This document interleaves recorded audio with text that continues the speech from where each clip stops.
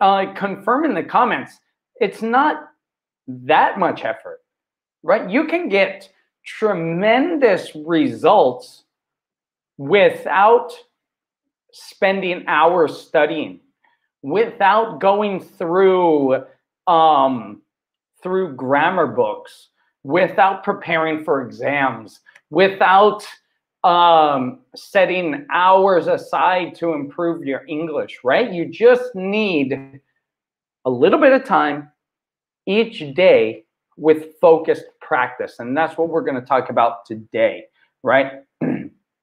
Focused practice. So let me pull my whiteboard up and let's talk about, well, really how traditional classes go, right? Let me move this over and let's start, you know, traditional English classes, right? Traditional English classes teach conversation. They teach grammar. They prepare for exams. They teach English, right? This is traditional classes. This is kind of what it looks like, right? And this is cool. This will get, you know, some results, right? Let me share this. Like the traditional kind of studying, it's been working for years, right? It's what you do. You study grammar. You know, typically what it looks like is kind of you study a language, you know, a language form, right? Grammar, how to write an email, you know, a certain set of vocabulary, phrasal verbs. You start with the language, and then you kind of do like practice the language, right? Then you practice your setup, and then your teacher, if they're good, they might say like, okay, now get with a partner and use the language and describe this photograph, right? And then maybe you're asked to perform in some sort of project or in some sort of situation, right? It's like you learn the language and then you practice the language and then perform the language, right? You study the language and then you have like some exercises, you know, right? This structure. Not only A, but also B. Right? So let's start here. Not only A, we'll do a little example, but also B. Okay, you might learn this in traditional classes. Do something like this. And then you learn that structure. And then somebody might say, you know, what's an example? Tell me an example of that. And you say, good idea, good question. Here's an example, right? And then you say, you know, improving your English not only helps your communication,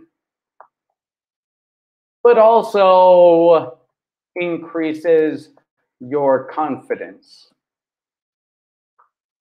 right? So this is kind of what I'm getting at with like the language. And then, so you study the language and then do some sort of practice. And then your teacher might say, you know, now get with a partner and have a dialogue. You know, if any teachers are watching, I know it's, you know, a little more in depth than this, but be honest with yourselves, not that much, right? Of course, it's extended over 20 minutes or whatever, but this is the general process. And that's good. But you're starting with the language and then you're going down to practice it.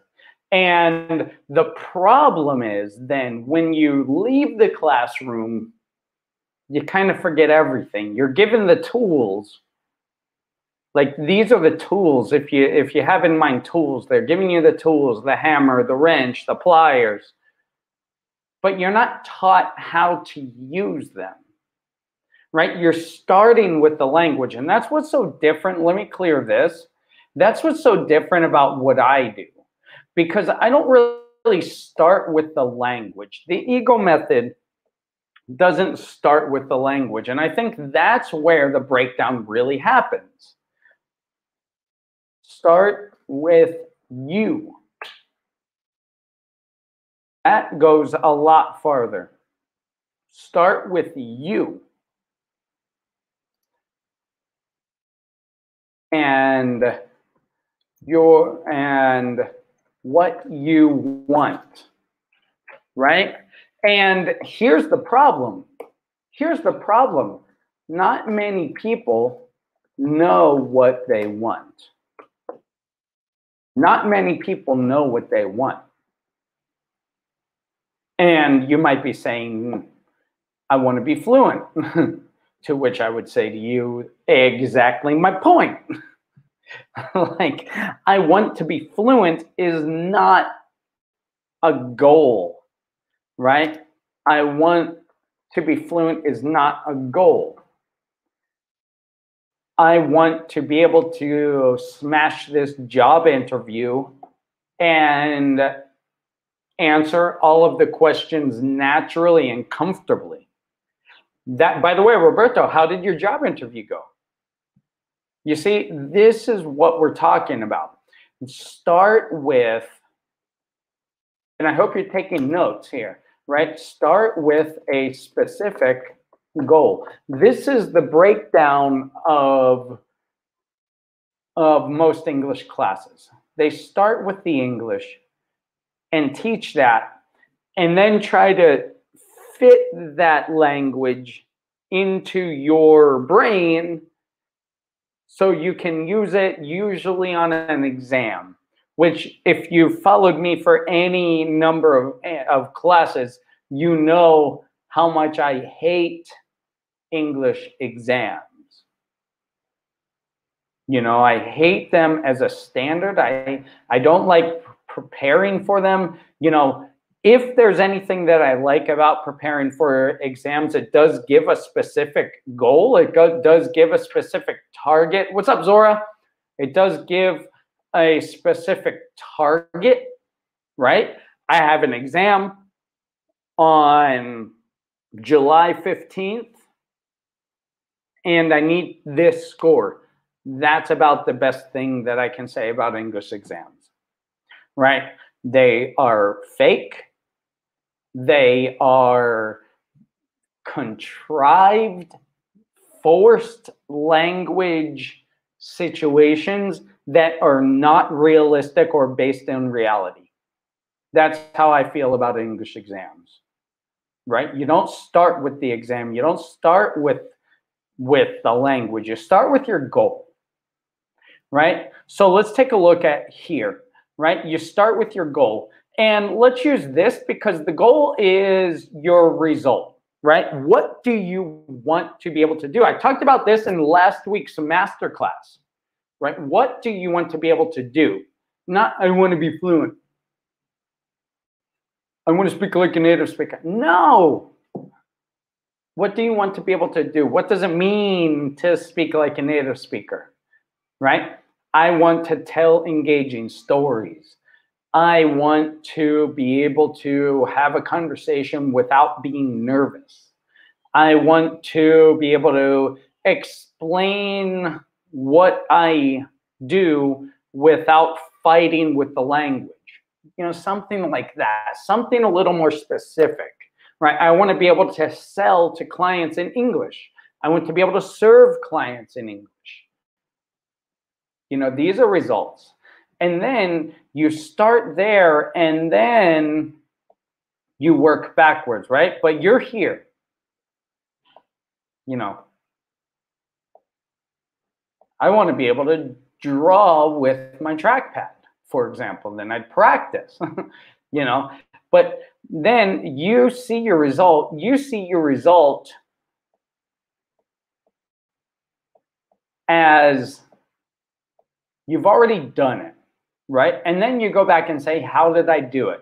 I want to be able to tell stories. Okay, so then you listen to language that tells stories and is able to use metaphors. That's why I chose today's video, by the way, the use of metaphors and the use of creative language and storytelling, right? So whatever you want, have your eyes on that first and then work backwards and think of how did this happen, right? What did I learn to be able to do this, right? You want to prepare for job interviews. Well, research the industry you want a job interview for. Research the company.